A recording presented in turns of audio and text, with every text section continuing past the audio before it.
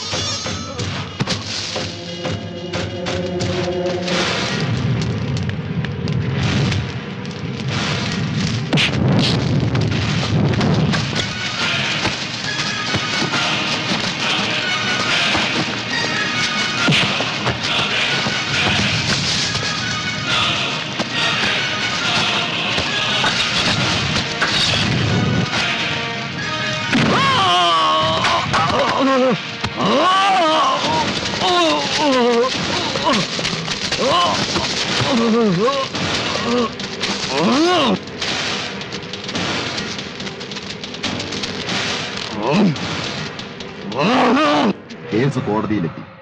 പാപ്പുവും ചാക്കപ്പനും ഞങ്ങൾക്കെതിരായി സാക്ഷി പറയുമെന്ന അവസ്ഥ വന്നപ്പോ ഞാൻ പോയി ഫാദർ ഉറുമീസിനെ കണ്ട് പാപ്പുവിനെ അതിൽ നിന്നും പിന്തിരിപ്പിക്കണമെന്ന് അപേക്ഷിച്ചതാ. പക്ഷേ അന്ന് അയാൾ ചെവിക്കൊണ്ടില്ല.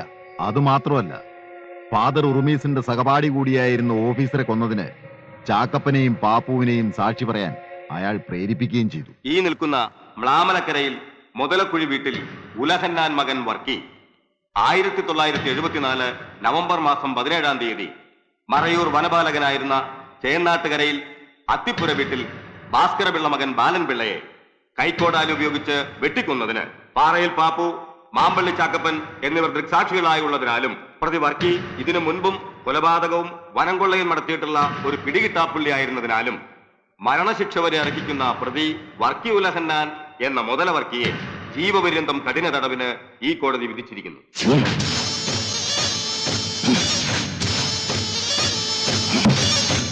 ജയിലിൽ കിടക്കുമ്പോഴും വർക്കിയുടെ ലക്ഷ്യം പാപ്പുവിനെയും ചാക്കപ്പനെയും കൊല്ലുക എന്നതായിരുന്നു. അതിനുവേണ്ടി 2 തവണ ജയിൽ ചാടിയെങ്കിലും വീണ്ടും പോലീസ് പിടിയിലായി.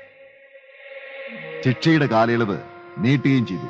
ഒടുവിൽ നീണ്ട 25 വർഷത്തെ ജയിൽ ശിക്ഷയും കഴിഞ്ഞ് പുറത്തിറങ്ങിയ വർക്കി നേരെ എന്റെ അടുത്തേക്ക് വന്നു, അതേ പ്രതികാരവുമായി. പാപ്പു, ചാക്കപ്പൻ, എന്റെ ജീവിതം തകർത്തത് അവരാ. രണ്ടിനെയും തീർക്കണം ഒറ്റ ദിവസം.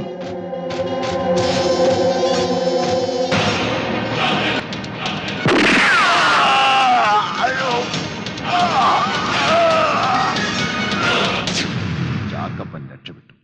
പാപ്പുവിന് വെടിവെച്ച തോക്ക് ഞാൻ ആ അയ്യപ്പന്റെ വീട്ടിൽ കൊണ്ട് കുഴിച്ചിട്ടത്. ചാക്കപ്പനെയും നിങ്ങളെയും തമ്മിൽ തെറ്റിക്കാൻ. നിങ്ങൾ സത്യം മനസ്സിലാക്കുമെന്ന് ബോധ്യമായപ്പോ അന്തോണിയെയും കൊല്ലാൻ ഞങ്ങൾ ഒരിക്കൽ ശ്രമിച്ചതാ. മുതല വർക്കി, അവൻ എവിടെയുണ്ട്?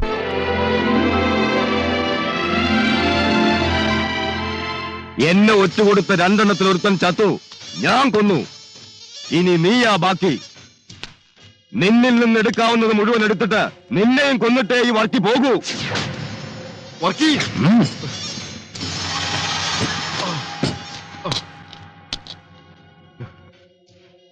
വർക്കി, എന്നെ കൊണ്ട് അന്തോണി എല്ലാം പറയിപ്പിച്ചു. എന്നെ രക്ഷിക്ക്. എല്ലാം പറഞ്ഞ് ഈ നിലയിൽ വന്നു നിൽക്കുന്ന നിന്നോട് എനിക്കിനി ഒന്നേ ചെയ്യാൻ കഴിയൂ.